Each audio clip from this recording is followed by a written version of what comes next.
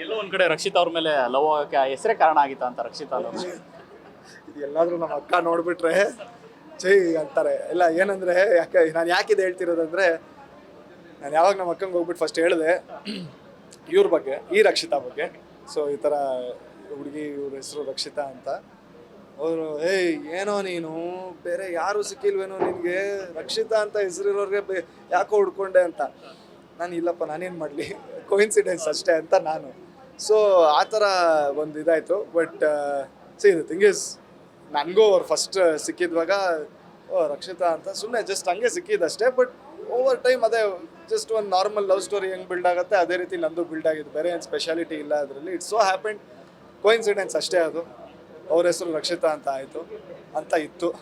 So ಅಷ್ಟೇ. But ಅದರಲ್ಲಿ ಲಾಸ್ಟಲ್ಲಿ ಮೇಯ್ನ್ ಇದಾಗಿದ್ದು ನಮ್ಮ ಅಕ್ಕಂಗೆ, ಏನೋ ಇದು ಅದು ಇದು ಅಂತ. ಬಟ್ ಆಮೇಲೆ ಹೋಗ್ತಾ ಹೋಗ್ತಾ ಅವರು ಅಫ್ಕೋರ್ಸ್ ಮೀಟ್ ಮಾಡಿದ್ರು, ಎಲ್ಲ ಫ್ಯಾಮಿಲೀಸ್ ಮೀಟ್ ಆಗ್ತಾರೆ. ಅದಾಗಿದ್ಮೇಲೆ ಅವರೇ ಇವಾಗ ಹೆಂಗೆ ಜೆಲ್ ಆಗಿದ್ದಾರೆ ಅಂದರೆ, ಇಬ್ಬರು ರಕ್ಷಿತಾ ಅವರು ಹೆಂಗೆ ಜೆಲ್ ಆಗೋರು ಅಂದರೆ, ಅವರೇ ಮಾತಾಡ್ತಾ ಇರ್ತಾರೆ, ಅವ್ರದ್ದೇ ಒಂದು ರಿಲೇಷನ್ಶಿಪ್ಪು, ಅವರೇ ಏನೋ ಡಿಸ್ಕಷನ್ ಮಾಡ್ತಿರ್ತಾರೆ. ಇವಾಗ ಫಾರ್ ಎಕ್ಸಾಂಪಲ್ ಮದುವೆ ವಿಚಾರ ಅವರೇ ಏನೋ ಡಿಸ್ಕಷನ್ ಮಾಡ್ತಿರ್ತಾರೆ, ಬಟ್ಟೆ ವಿಚಾರ ಏನೋ ಏನೋ ನಡೀತಾ ಇರುತ್ತೆ. ನಾನು ಏನು ಗುರು, ನಾನೇ ಇಷ್ಟೊಂದು ಮಾತಾಡಲ್ವಲ್ಲ ಅಂದರೆ, ಇವ್ರ ಹತ್ರ ಆಗಿಲ್ಲ ಅವ್ರ ಹತ್ರ ಆಗಿಲ್ಲ, ಇಬ್ರು ನಾವು ಏನಿದೆ ಇವಾಗ ನಮ್ಮ ಅಕ್ಕನ ಹತ್ರ ಆ ವಿಷಯ ಏನಿದೆ ಅದು ಮಾತಾಡ್ತೀವಿ, ಕೆಲಸ ವಾಟೆವರ್ ಮಾತಾಡ್ತೀವಿ. ಇವ್ರ ಹತ್ರನೂ ಅಷ್ಟೇ. ಜಸ್ಟ್ ಇವಾಗ ನಾವು ನಮ್ಮದೇ ಇದರಲ್ಲಿ ಶೂಟಿಂಗ್, ಅದು ಏನೋ ನಮ್ಮ ಶೂಟಿಂಗ್ ಶುರು ಆಗಿ ನಮ್ದು ಇದರಲ್ಲೇ ಇರ್ತೀವಿ, ಏನಿದೆ ಅಷ್ಟೇ ಮಾತಾಡೋದು.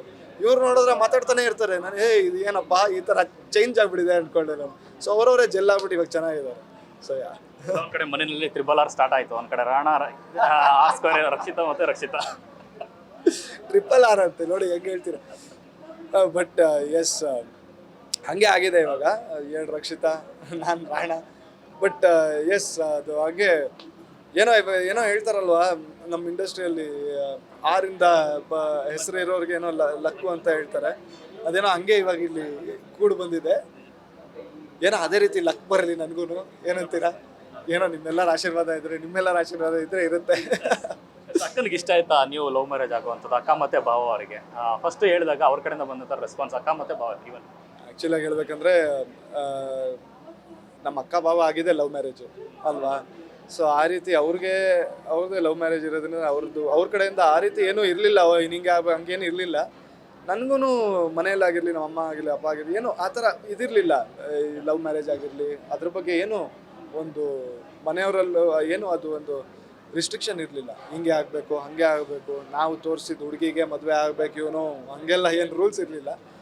So but at the end of the day ಅವ್ರಿಗೂ ಒಂದು ಇವತ್ತಿನ ಜನ್ರೇಷನಲ್ಲಿ ಐ ಥಿಂಕ್ ಎಲ್ಲರೂ ಒಂಚೂರು ಮಾಡರ್ನಾಗೆ ಯೋಚನೆ ಮಾಡ್ತಾರೆ. At the end of the day ಅವ್ರವ್ರದ್ದು ಒಂದು ಮ್ಯಾಚ್ ಹೇಳ್ತೀವಿ ನೋಡಿ, ಅಂದರೆ ಅವ್ರವ್ರು ಹೆಂಗೆ ಅವರನ್ನು ಅರ್ಥ ಮಾಡ್ಕೊಂಡಿದ್ದಾರೆ ಅದು ಇಂಪಾರ್ಟೆಂಟು.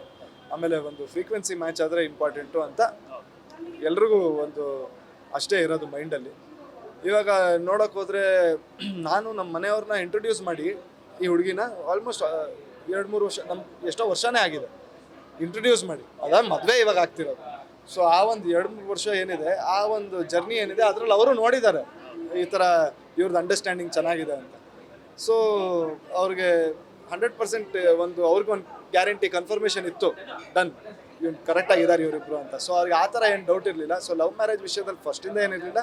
ನಮ್ಮನ್ನು ನೋಡ್ಬಿಟ್ಟು ಅವ್ರಿಗೆ ಇನ್ನೂ ಒಂದು ಕಾನ್ಫಿಡೆನ್ಸೇ ಬಂತು, ಓಕೆ ಫೈನ್, ದ ಗುಡ್ ಅಂತ. ಸೊ